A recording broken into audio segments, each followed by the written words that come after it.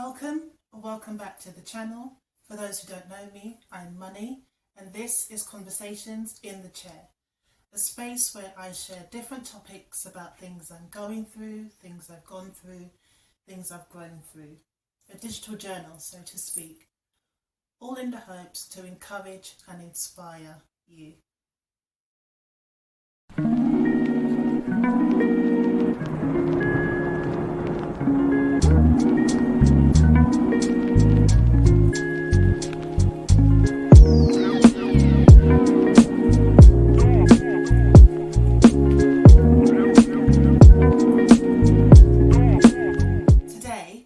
Let's have a conversation about interventions that save our lives. So a little story time for you. A couple of weeks ago, I had made myself a really nice dinner and I sat down to eat at my dining room table, like you do. And I was gracing my meal, and before I took the first mouthful, a thought kind of popped into my head, and it was, I haven't thanked you for saving my life. Here we go. A few years ago, I was about to make the proper way to say this was, a few years ago, I had decided to make a life-changing decision, life-altering, completely different direction. Yeah, it was a huge decision. And even from get-go, I could feel like I was being led to slow down and think about it. But I didn't. And once I had agreed and kind of decided, with myself that, this is what I'm going to do, this is the path I'm going to take, this is the journey I'm going to embark upon, I then started to make the relevant moves and plans. And then that brought about 17 months of pressure, stress, struggle, a real push-pull from all the parties involved, until that elastic band of life or the situation, one day it just snapped and it was over. Heartbroken, inconsolable, not eating, not sleeping, I stopped working. It was that devastating of a blow. So heartbroken, devastated, and in mourning, one day with rivers of tears coming down my face, I remember I cried out and I said, what did I do? What did I do? Because I was convinced, like Erykah Badu says, I made a wrong turn back there somewhere.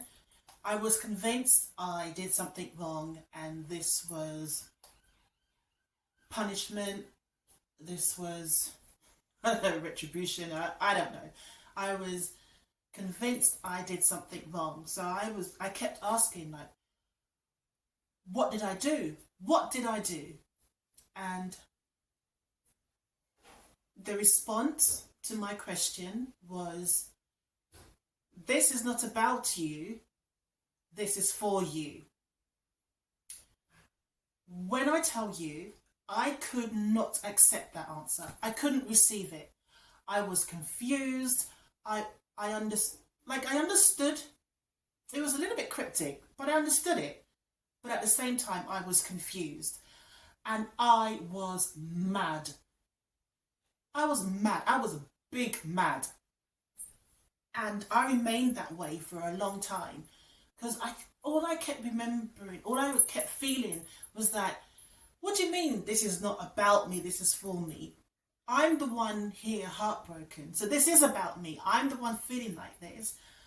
I did all the right things along the way, did what I was supposed to do, and yet here I am, this is the result. So what do you mean this is not about me? Of course this is about me. I could not receive that answer.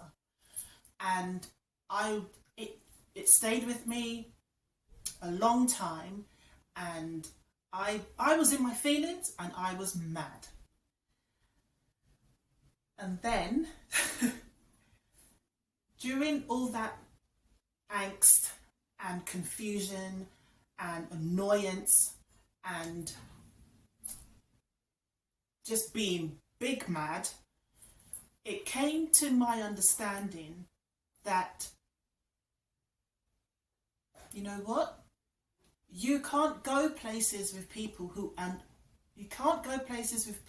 not ready for the journey. Yeah, I had to let that sink in. You cannot go places with people who are not ready for the journey. God knew I had been actively doing all the things, all the work in preparation for the journey. But he also knew that somewhere along the line of this journey, something detrimental was going to happen that would be, there was maybe no coming back from it for me. So he intervened. In his wisdom and his love, he intervened. So he broke my heart to save my life. And that's when the other day I clocked that how many years on, you know, the grieving process is over, I've moved on, I've healed. I hadn't said thank you. I hadn't stopped and actively said, thank you for saving my life. And that's the thought I had the other night when I was saying grace and saying thank you for the meal that was in front of me. I suddenly realized that, oh wow, I've not said thank you for saving my life. I mean, I ain't too happy about the whole heartbreak thing. You know, could we have done this a different way? Perhaps it would have been good, but yeah. So let me ask you this. Where has God staged an intervention in your life? Let's have a conversation in the comments section. Let's talk about things that suddenly just got snatched out of your life, and somewhere along the way you could feel the resistance, but you kept pushing, and then God had to step in and intervene to save your life. Thank you for watching.